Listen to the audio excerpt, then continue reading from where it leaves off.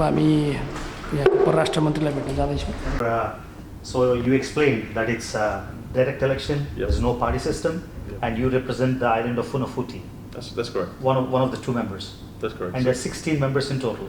There are 16 members of parliament, that's right, and 2 from each of the 8 islands of Tuvalu. And one of them becomes the prime minister. And one of them becomes the prime minister. Okay. All right. For చూస్తున్నోళ్ళకి ఈయన foreign minister. మొత్తం 8 ఐలాండ్స్లో ఒక్కొక్క ఐలాండ్కి 2 members ఉంటారు. ఈయన ఫునఫూటి మెంబర్కి ఒక member, ఆయన foreign minister. You are a foreign minister and justice, you said? Justice and communication. Communication. And probably you could be the prime minister very soon. God knows. That'll be awesome. God knows the future. So can you give us a message about Tuvalu, because Tuvalu is going to sink soon. So what's your message to the world? Well, to give you a bit of background, Tuvalu is one of the smallest countries in the world. I mean, you've seen it, it's all flat, no mountains, no hills, and we are predicted by scientists as one of the first countries in the world to go underwater. Do you know when that is going to be? They're saying 50 to 100 years, that's the prediction, but I think before the submersion, people may actually be forced to relocate because the conditions become so difficult to live in, and so that's a possible outcome for us in the future. And so are the people ready to relocate, or are they trying to save the island?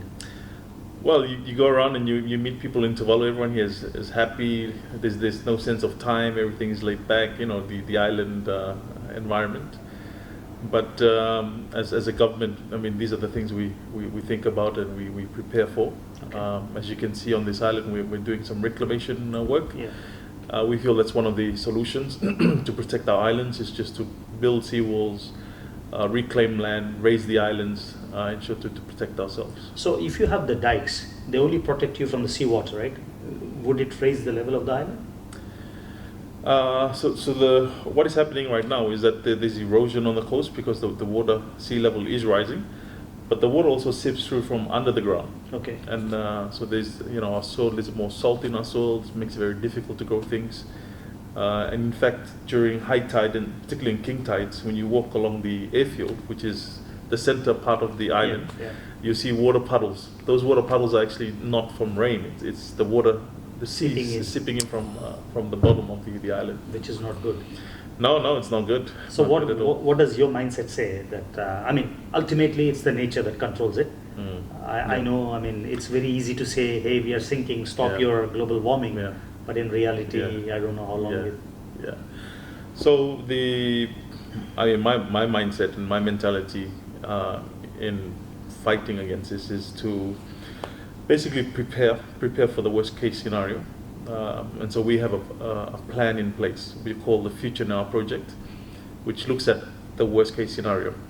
What would happen if we were forced to relocate, or not even just like in the future, what if a tsunami came across and hit the islands? And so a few of the initiatives under that project is looking at how can we preserve our statehood under international law. Because in order for you to be a state under international law, you need a physical territory. Correct. And so in the future, say if we lose our physical territory, we lose that identity and that status. Because having a statehood means you can vote, you can participate in the international forum. We have sovereign assets like our waters, our oceans, our maritime zones, and even a seat in the United Nations. Seat in the United Nations, but more importantly also our internet domain name. .tv. If you've heard of it, it's .tv. And we're generating a lot of revenue from .tv.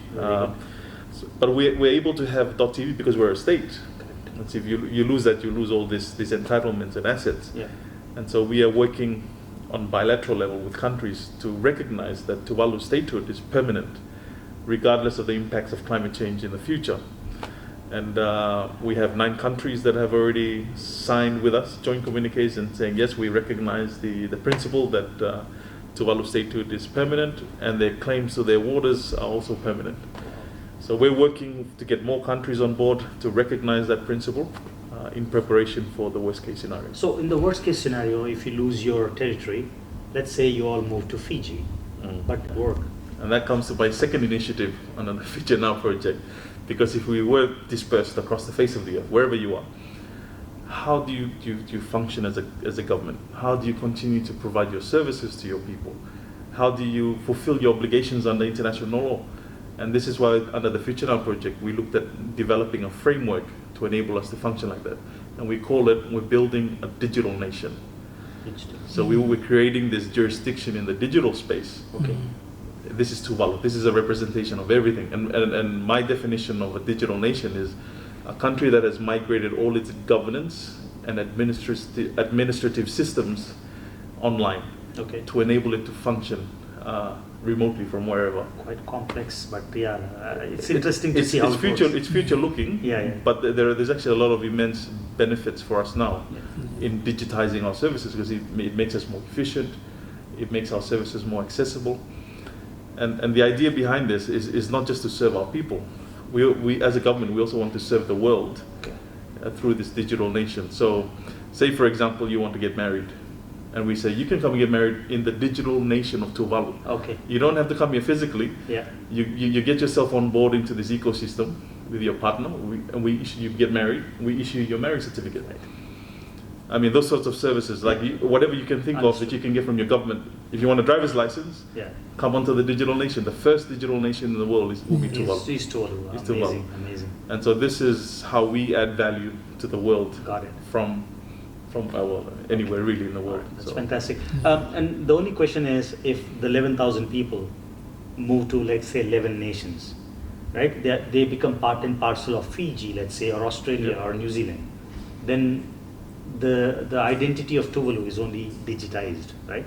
Everybody has a Tuvalu passport, which is a digital passport or a real passport, but in reality, they are part of another country. Yes. Yeah, I mean, it's obviously like you're living in the US, but historically you're Indian, and you still want to retain your culture and your identity as an Indian. It's the same thing for Tuvalus. If we live currently now, if you're living in New Zealand, Tuvalus, they still maintain this communal way of life. They get together with other Tuvaluans, and we want to retain that.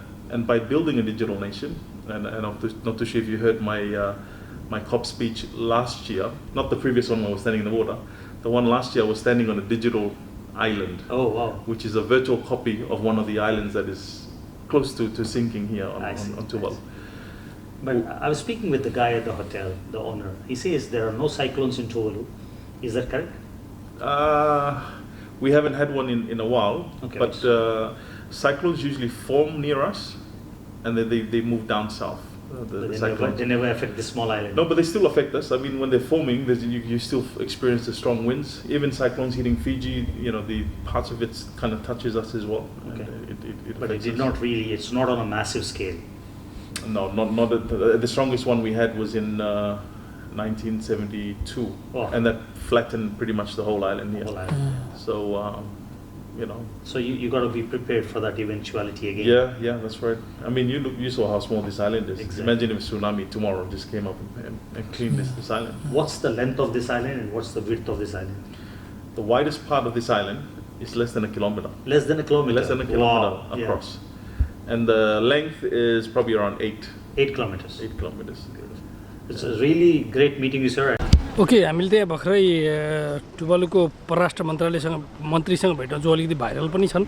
उनले यो अब छिटै डुब्ने देशहरूमध्ये यो Tuvalu अनि नाउरूहरू छ, तर Tuvalu चाहिँ अबको 50 देखि 100 वर्षमा डुब्छ भन्ने वैज्ञानिकहरूले प्रक्षेपण गरेका छन्। र उनीले यसको विकल्पहरू के छ भन्दाखेरि अब डिजिटल नेसन, जहाँ चाहिँ अब यहाँबाट मान्छेहरू अरू ठाउँमा गयो भने यस्तो डिजिटल एउटा नेसन बनाउने कि अथवा अरू ठाउँमा कतै रिलोकेट गर्ने कि भन्ने कुराहरूको यस्तो भन्दै थिए। अनि त्यही कुरा उनले युएनमा पनि भनेका छन्, र त्यो त्यही कुरा त्यहाँ सोध्दै थियौँ हामीले। झन् जो समय दिए त्यसको लागि धेरै धेरै धन्यवाद। अरू जो रविहरूको युट्युबर छ तेलुगुमा, उसले युट्युब 6,40,000 सब्सक्राइबर छन्, उनले पनि भनेर जस टाइम दिए। मैले चाहिँ त्यो लुम्बिनीको पोस्टर उनलाई दिन पाएँ। सो हि वाज ह्याप्पी। हामी यो फुनाफुटी आइल्यान्डको अर्को कुनामा आइपुग्यौँ। अलिकति लगभग 1 किलोमिटर जति चाहिँ पिच थिएन, अरू सबै पिच थियो। पिच सकिने बित्तिकै ल्यान्डफिल साइड त्यो फोहोर फाल्ने ठाउँ थियो, त्यसको छेउबाट हुँदै हामी आयौँ। यो एउटा फोर्ट्रेस जस्तो यो के हो, पहिला यो विश्वयुद्धमा जापानले क्याप्चर गर्न खोज्दाखेरि अमेरिकाले यसलाई प्रोटेक्ट गरेको थियो, त्यसैको लागि बनाएको थियो। यो त्यही हो। र त्यो बाहेक अरू एटोलहरू भनेको त्यहाँ त्यो छ, अर्को उता छ। यी सबै बिलोङ गर्छ यो टुभालुमा र यो चाहिँ मेन आइल्यान्डको अन्तिम भागमा हामी आइपुग्यौँ। यहाँनिर अन्तिममा एउटा घर रहेछ। अरू आइल्यान्डमा जानलाई चाहिँ $20 जति भनेको थियो। पैसा चाहिँ महँगो छ यहाँ, किनकि प्रति व्यक्ति आए लगभग नेपालको डबल जति छ।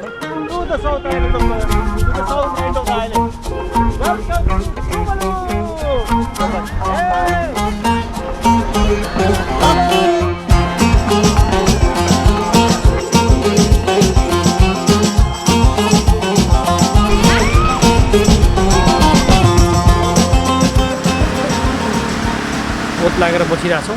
You were in 2015 in India. 2015. So when there was earthquake, नेपालमा अर्थक्वेक हुने बेला चाहिँ उहाँ इन्डियामा हुनुहुन्थ्यो उपचार गर्नको लागि फर यो ट्रिटमेन्ट।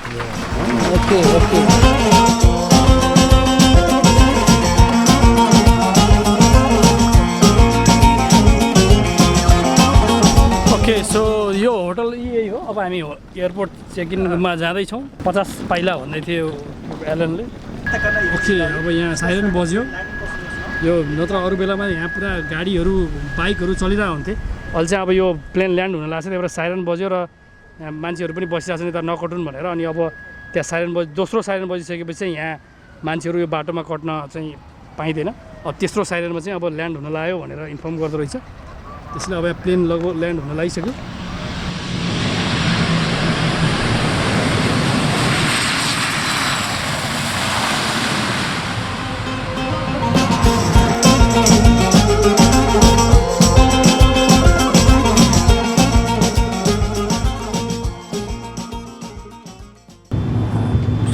टुभालु बसाइ राम्रो थियो। It was nice. सबै कुरा नयाँ अनुभव भयो, किनकि एयरपोर्टका कुराहरू, बसाइका कुराहरू। सानो आइल्यान्डमा 2 दिन राम्ररी बिताइयो। अझै 2-4 दिन बसेको भए यहाँ धेरै मान्छेहरू चिनिने थियो। आई मिन यति बस्दा त धेरै मान्छे चिनियो भनेपछि it was very nice experience. See you in the next one.